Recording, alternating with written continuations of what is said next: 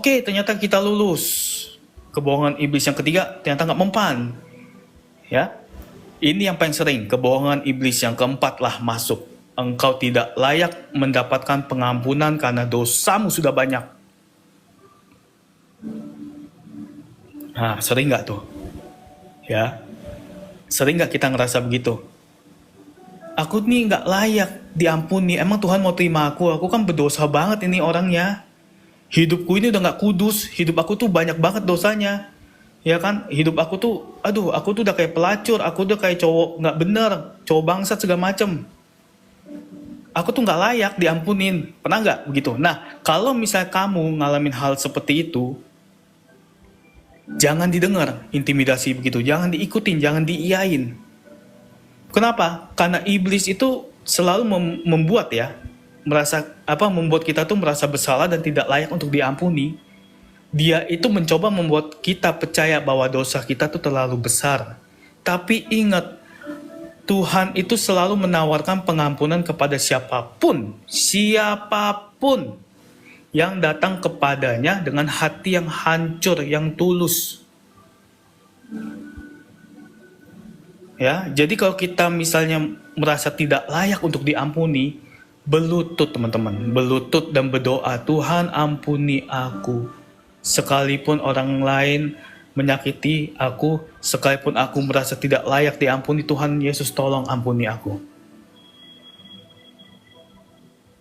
Ya, kenapa? Karena Tuhan tidak bisa melihat orang yang hatinya hancur dan berdoa dengan tulus di kehancurannya itu, gak bisa dia. Hatinya Tuhan gak bisa. Ya, ada gak ayat pendukungnya? Ada. 1 Yohanes 1:9. Jika kita mengakui dosa kita, maka Ia, Tuhan, adalah setia dan adil, sehingga Ia atau Tuhan akan mengampuni segala dosa kita. Enak dong ya jadi orang Kristen ya.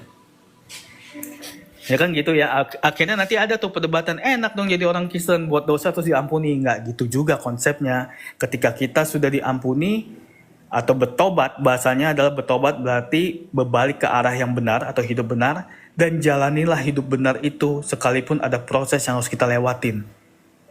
Ya, proses jatuh bangun lah itu harus kita lewatin. Oke? Dan ternyata tiba-tiba kita lulus. Kita sudah diampuni dosanya, kita percaya bahwa kita sudah diampuni dosanya dan kita hidup baru lagi.